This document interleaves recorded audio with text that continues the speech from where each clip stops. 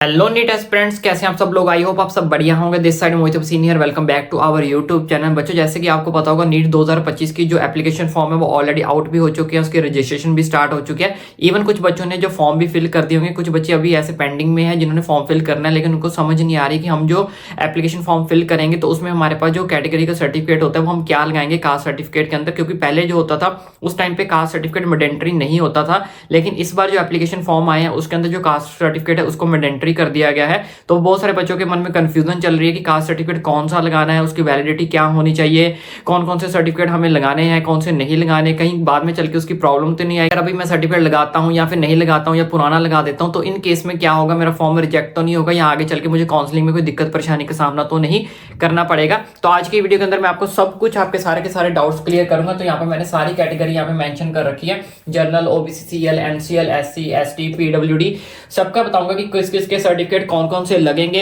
अगर किसी बच्चे ने फॉर्म फिल कर दिया है तो आपको भी दिक्कत परेशानी का सामना करने की जरूरत नहीं पड़ेगी। इस वीडियो के अंदर मैं जो जो प्रोसीजर आपको बताऊंगा उसको आप करेक्शन विंडो में जाके जो है वो चेंज कर सकते हो जब भी आपकी करेक्शन विंडो ओपन होगी।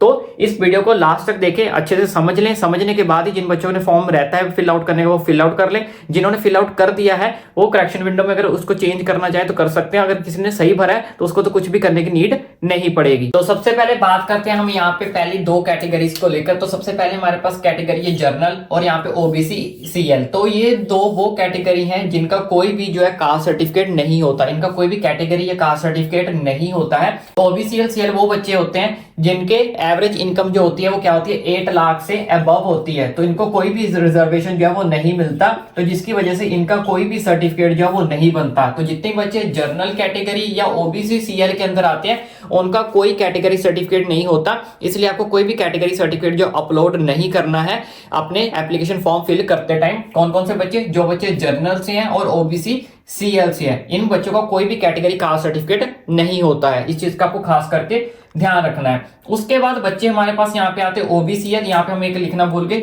ईडब्ल्यूएस। यहाँ पे ओबीसी और ईडब्ल्यूएस और एससी और एसटी। पहले एससी और एसटी की बात कर लेते हैं।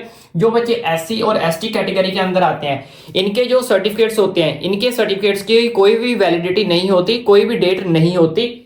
अगर इन बच्चों का सर्टिफिकेट बन रखा है, जो बच्चे एससी और एसटी के अंदर आते हैं इनकी कोई भी सर्टिफिकेट्स की वैलिडिटी नहीं होती। अगर आपका सर्टिफिकेट बना हुआ है जस्ट आपको क्या कर देना है, अपलोड कर देना है। कौन से बच्चे, जो बच्चे एससी के अंदर आते हैं और एसटी के अंदर आते हैं इनके जो सर्टिफिकेट्स की जो वैलिडिटी होती है कोई भी नहीं होती, नो वैलिडिटी।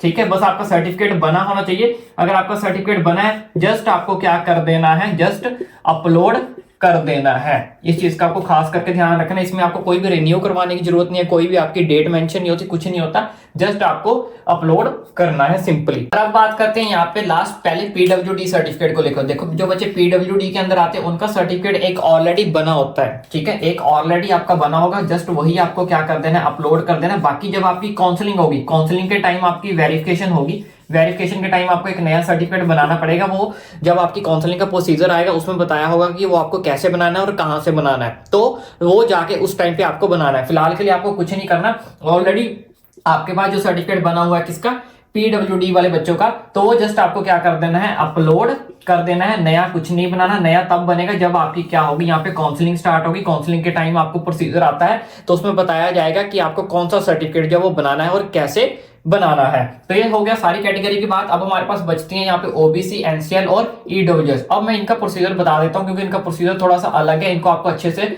समझ लेना। अब इसमें बात करते हैं हम ओबीसी, एनसीएल और ईडब्ल्यूएस के अंदर जो बच्चे आते हैं ओबीसी, एनसीएल और ईडब्ल्यूएस के अंदर। अब इसमें 2-3 प्रोसीजर होते हैं, पहले वो समझो। एक वो बच्चे जिन्होंने यहाँ पे ऑलरेडी सर्टिफिकेट बना रखा है, ओबीसी, एनसीएल और ईडब्ल्यूएस में वो बच्चे जिन्होंने सर्टिफिकेट ऑलरेडी बना रखा है लेकिन वो सर्टिफिकेट पुराना है, उसकी वैलिडिटी खत्म हो चुकी है, कोई दिक्कत परेशानी वाली बात नहीं है। आप सेम जो है, जो भी आपके पास सर्टिफिकेट है सेम आप क्या कर दो, अपलोड कर दो। अब इससे कुछ बच्चे सोचेंगे कि आपका फॉर्म में रिजेक्ट हो जाएगा। नहीं भाई, आपका फॉर्म में रिजेक्ट नहीं होगा, आप सेम जो है वो अपलोड कर सकते हो अगर आपके पास ऑलरेडी सर्टिफिकेट बना हुआ है। कौन से बच्चे, जो ओबीसी, एनसीएल के अंदर आते हैं, ईडब्ल्यूएस के अंदर आते हैं, अगर आपके पास सर्टिफिकेट ऑलरेडी बना हुआ है, चाहे उसकी डेट खत्म हो चुकी है, कोई दिक्कत परेशानी वाली बात नहीं है, आप सेम टू सेम अपलोड कर दो। क्योंकि जब आपकी काउंसलिंग होगी, काउंसलिंग के टाइम आपका जो है नया सर्टिफिकेट बनेगा जो कि 1 अप्रैल के बाद का वैलिड माना जाएगा। जी हाँ, काउंसलिंग के टाइम आपका जो सर्टिफिकेट होगा वो 1 अप्रैल के बाद का बना होना चाहिए 2025 में। तब आप उस चीज को रिन्यू करवा लेना और उसको काउंसलिंग में शो कर देना,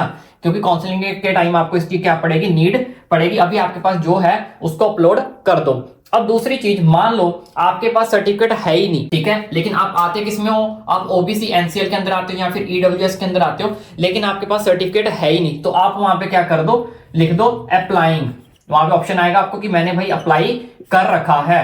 तो जब आपकी करेक्शन विंडो से पहले अगर आपका वो सर्टिफिकेट आ जाता है तो आप करेक्शन विंडो में उसको अपलोड कर दो, ठीक है। जब आपकी करेक्शन विंडो ओपन होगी तब आप उसमें अपलोड कर सकते हो सेम, ठीक है।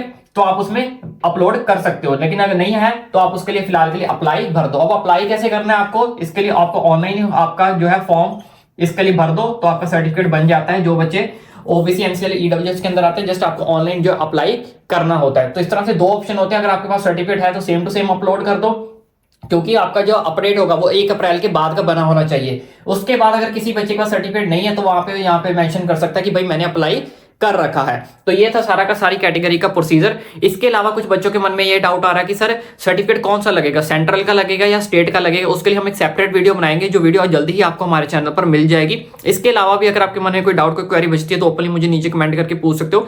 बाकी चैनल को सब्सक्राइब करना ना भूले, ताकि आने वाली सारी अपडेट्स चाहे काउंसलिंग के रिलेटेड हो, कट ऑफ के रिलेटेड हो, कौन से कॉलेजेस आपके लिए बेस्ट रहेंगे, ईच एंड एवरीथिंग की अपडेट आपको आपके भाई के चैनल पर मिलती रहेगी। इसे चैनल को सब्सक्राइब करना ना भूलें।